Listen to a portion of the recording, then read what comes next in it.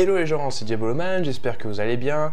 On se retrouve pour une vidéo aperçue d'une réplique du coup qui va sortir. Donc c'est le nouveau snipe de chez Silverback, donc notamment connu pour le SRS, le HTI. Mais du coup, ils ont révélé donc le 18 mai le nouveau snipe qui vont sortir et qui s'appelle le TAC 41. Donc c'est un snipe qui, contrairement au SRS, n'est pas sous licence, donc du moins c'est pas une réplique, ça va être un lanceur, c'est-à-dire qu'il ne réplique aucune arme réelle, mais même si ça va ressembler, on va dire, à des armes qui existent, cette réplique a plus pour objectif de mettre des choses bien pensées au niveau airsoft, sans pour autant chercher à répliquer quelque chose d'exact. Donc du coup, Silverback ont mis tout leur savoir-faire sur un lanceur dans le but qu'il soit le plus performant, efficace, agréable à utiliser. Donc du coup, je vais vous présenter un peu avec ce qu'ils ont montré en termes de 3D, et puis on verra quand la réplique sera annoncée, mais en tout cas, ça annonce vraiment du lourd avec tout ce qu'ils ont montré. Donc on va voir tout ça en détail. Donc déjà, on commence par une vue d'ensemble de la réplique. Donc on apprend qu'elle va faire 110 cm de longueur totale et pour 1 kg de 2,65 kg. Donc ça va être plus lourd qu'un VSR10, sachant qu'un VSR10 c'est 2,1 kg pour à peu près la même longueur, 2 cm plus court. Donc ce qu'on voit clairement, oui, c'est que la crosse est assez moderne. Donc il va y avoir un tripode, enfin un montage tripode sur le dessous. Donc si jamais vous avez, ça va être une vis Kodak, vous avez un tripode, vous pouvez fixer la réplique dessus. Donc pour du tir longue distance, donc pour le jeu ça ne sera pas efficace. Et on a 5 places M-Lock, donc sur le côté gauche et côté droit.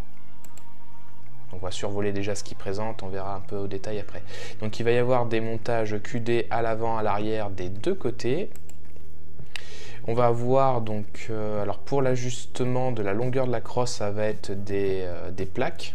Donc on ne pourra pas régler via un outil, ce sera des plaques qu'il faudra ajouter. Et un appui-joue réglable. Donc en fait ça ressemble vachement à la crosse Maple Leaf pour le coup. Là ce qu'on voit, alors là justement c'est ce qui va différer avec la crosse de chez Maple Leaf, c'est que au lieu d'avoir des plaques de serrage, ça va directement être intégré dans le moule de la crosse et le cache va cacher deux outils de démontage de la réplique. Donc ça sera pratique pour transporter en direct sur le terrain. Donc du coup en dessous, alors c'est un peu dans la même idée que les types 96, donc l'outil justement qui est intégré va permettre de tirer sur le spring guide stopper et donc ça va pouvoir, là on va voir, permettre de retirer tout l'ensemble pneumatique. Donc là justement l'outil de serrage de l'appui-joue va aussi permettre de démonter la tête de cylindre à l'avant, donc voilà une des choses des petits détails comme ça mais qui montrent que c'est vraiment bien pensé. Donc à l'intérieur, on va avoir le même piston que le SRS, donc c'est exactement le même, il y a juste l'accroche, enfin le piston cire, non alors le piston end, donc ce qui va faire que le piston va être accroché, qui sera différent, sinon ça va être la même chose. Le cylindre, donc ils indiquent un 41 cm3, donc d'où son nom le TAC 41, donc c'est exactement le même volume d'air que le SRS. Le spring guide sera sur roulement à billes, les ressorts ça sera exactement le même que le SRS, enfin du moins c'est des types APS, donc de 13 mm. Et le bolt knob ce sera en M8, donc ça sera les mêmes bolt knobs qu'on peut mettre sur le SRS. Du coup il y aura un petit peu de possibilité de customisation dès le début. Donc on remet le spring guide, voilà. Alors le type de canon interne, donc il fera 510 mm. Alors c'est quand même plus long que le VSR10. Parce que les VSR10, il a beau faire 2 cm de longueur en moins, c'est un 430 mm, là on a 510, donc du coup on a 8 cm de plus de longueur de canon et ce sera de type AEG. Et là on retrouve un peu le système du SRS, ça va être un système de serrage de canon.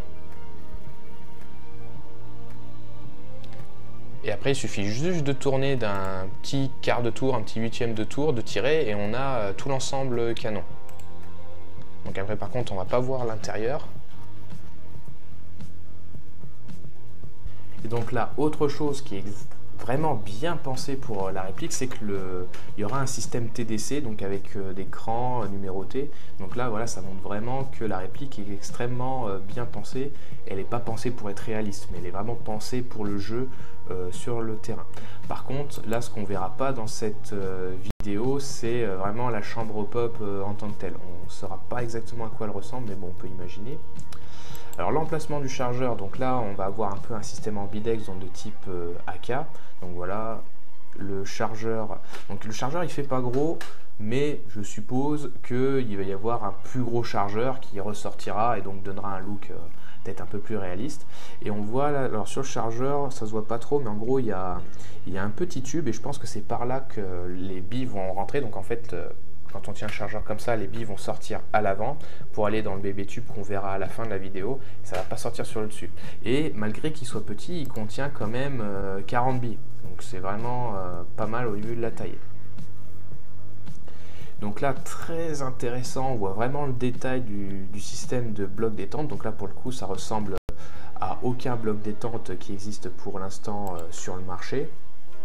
Donc là, on voit par exemple le piston cire, donc qui va être maintenu, supporté par deux roulements. Donc ça va vraiment donner un bloc, enfin du moins une détente très très souple, je pense, avec l'accroche qui est du coup en 90 degrés, ouais c'est ça. On voit le spring heat stopper qu'on voyait, donc ça c'est pour retenir tout l'ensemble pneumatique. Et ce qui est très intéressant aussi, c'est qu'on voit par exemple que le piston cire et également la trigger, il y a deux vis sur le dessous, donc ça va permettre de faire des ajustements sur la position de l'ensemble. Également la sécurité, du coup elle est ambidextre parce qu'elle sera située tout à l'arrière.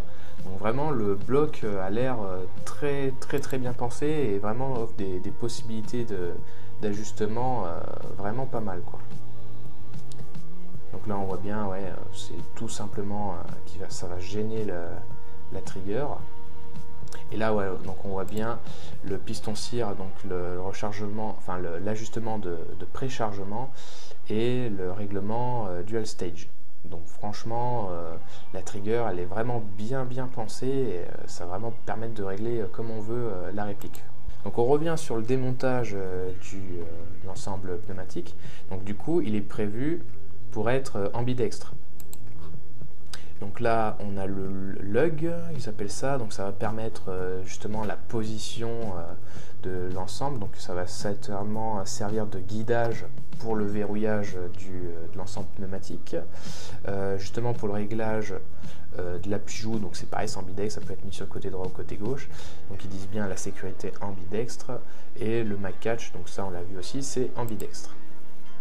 Et ce qui est vraiment le plus impressionnant, c'est que voilà, donc on voit vite fait la 3D, je vais voir si j'arrive à choper l'image, ouais, parfait. Donc on a vraiment tous les détails avec la vis à l'arrière, donc là franchement, ouais, c'est vraiment bien pensé. Il va juste falloir enlever l'arrière et ensuite tu changes la position du levier quoi. Franchement, c'est la réplique la plus ambidextre pour l'instant en termes de snipe. Franchement, c'est vraiment bien pensé quoi, pour le coup. Parce qu'à chaque fois, quand on prend un VSR10, un Well MB06, un SSG 24, SSG 10, il faut tout le temps racheter des pièces en plus pour le convertir en gaucher. Là, au moins, d'origine, c'est dedans quoi. Donc les gauchers, je pense qu'ils vont vraiment bien apprécier cette réplique. Donc voilà, c'est exactement les mêmes pièces, ça prend pas longtemps pour changer quoi. Bon après, si vous êtes gaucher ou droitier, hein, ça sert à rien de changer en pleine partie quoi. Donc là, justement, hop, voilà, nickel. Donc là, on voit bien la position du chargeur, le bloc détente, et on voit à l'avant justement le système de remontée de billes. Donc on le voit pas au détail, mais bon, ça va être un tube simple. Au vu de la longueur, il va peut-être bien contenir, je sais pas s'il va, ouais, il va facile contenir plus d'une dizaine de billes, je pense, pour arriver jusqu'au hop-up. Et autre information qui n'est pas dit là-dessus, c'est que il y aura bon ça peut choquer certains sur le fait que les billes remontent pas comme ça, donc ça va faire un peu comme le SRS, il va y avoir quelques billes contenues dans le tube, mais alors je crois que c'est le MSR 338, tant que les billes sont dedans, tu enlèves le chargeur, les billes ne vont pas tomber, contrairement au SRS, surtout sur les dernières gènes. Il y aura un système de retenue des billes, donc j'espère que ça sera plus fiable que les premières générations de SRS, donc des fois ça avait tendance à provoquer des problèmes de feed, ou alors justement à pas retenir les billes, donc j'espère que là-dessus ça sera corrigé, mais je pense que ça sera une tétine, donc ce ne sera pas le même problème de joint torique qui est un peu foireux. Et justement, pour retirer les billes, il faudra appuyer sur le bouton. Ce qui me fait dire que ça sera bien un système de verrouillage et pas un joint torique. Donc du coup, la retenue des billes devrait être beaucoup plus fiable et on n'aura pas autant de pertes de billes. Donc voilà, donc ça c'est vraiment le premier aperçu. Donc qu'est-ce qu'on peut attendre d'autre sur cette réplique? Donc déjà on voit qu'elle est vraiment, on voit déjà au niveau de la crosse, donc c'est une crosse plutôt standard, quand même un peu plus développé qu'un simple VSR10 parce qu'il y a des verrouillages M-Lock, on peut régler la longueur de la crosse en ajoutant des pads, ce qui n'est pas le cas sur un VSR10 classique, régler l'appui-joue, et voilà pour ce qui est de la crosse, pour le support de chargeur, pour également le pontet. Les attaches QD aussi, donc là franchement de base ça sera vraiment une très bonne crosse. Par contre on peut imaginer que du coup comme c'est assez réversible, on peut imaginer plus tard que Silverback nous ressorte des crosses beaucoup plus poussées, ou du moins un peu plus design. On pourrait par exemple repenser à des crosses comme par exemple le X96 qui était un projet pour type 96 et qui a été abandonné. On peut imaginer qu'il fasse une crosse comme ça par exemple pour le TAC 41. Autre chose, donc au niveau customisation, donc ouais, le buck knob, on pourra le changer, le mettre à sa sauce, gaucher et droitier. Et aussi également, donc comme il y a le TDC, souvent, comme par exemple sur mon SR10, le TDC, du fait que la tourelle soit haute, on ne peut pas mettre un rail de lunettes très très long. Là, vu qu'il est vraiment à ras du canon, on peut imaginer qu'on puisse mettre un rail Mars, donc un rail extrêmement long si on veut customiser sa réplique telle qu'elle. Donc du coup, ça va...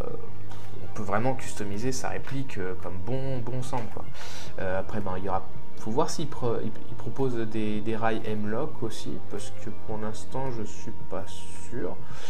La seule chose pour l'instant que je sais pas, c'est vraiment le bloc hop-up, quelle tronche il a. Donc on sait que l'appui se fera sur le dessus, mais est-ce qu'il y aura d'autres types de hop-up proposés? Je sais pas trop. En tout cas, le receiver, ça va sans doute... connaissant Silverback, qui va être de très bonne facture. Le système de canon, franchement, il est très bien pensé, et la position du chargeur, donc certains ont dit ça ressemble à un striker, sauf que le striker, le souci c'est que la position du chargeur a fait que l'ensemble cylindre était très court. Là on a quand même 41 cm3 de volume d'air, donc c'est vraiment impressionnant. Voilà quoi. Ah si, voilà, au niveau du canon externe, donc on a vu qu'il y avait un filetage à l'avant, et ça va être le même filetage que pour les silencieux pour SRS, donc les TTSS. Du coup, d'origine, on pourra facilement mettre un silencieux efficace dessus, quoi. Et puis ouais, franchement, ça fait longtemps qu'on n'a pas eu une réplique aussi bien pensée que ça, quoi, en termes de...